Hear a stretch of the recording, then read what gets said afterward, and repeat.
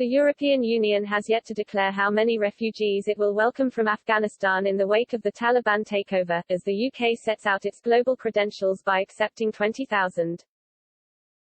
Its member states are holding off on announcing how many Afghan asylum seekers they will offer shelter to amid fears of a new migrant crisis.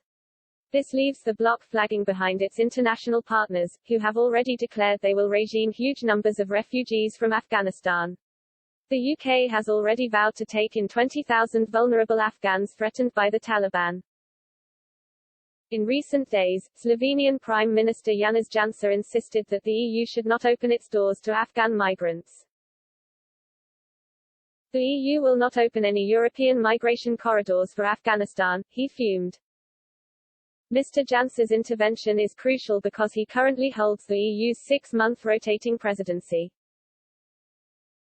It means Slovenian ministers and officials are in charge of the intergovernmental negotiations in Brussels because EU member states.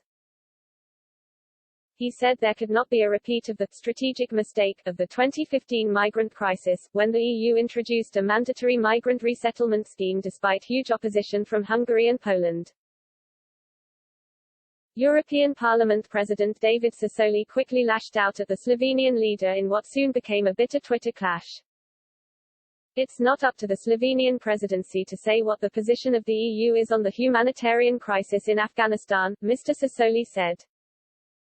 The EU Parliament chief has previously called for refugees to be equally shared out across the bloc. Mr. Janša fired back, it is up to the EU member states to decide if they want to take another wave of migration or not.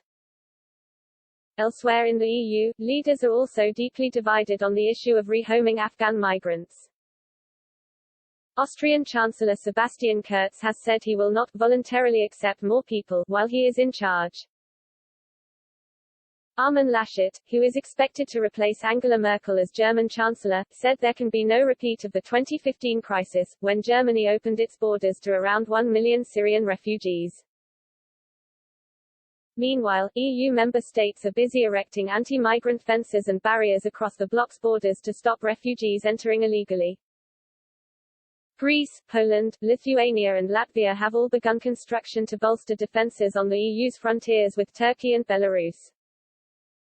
The building comes despite previous criticism of former U.S. President Donald Trump, who used the pledge of a wall to keep migrants out on American border with Mexico to help propel himself to the White House in 2016.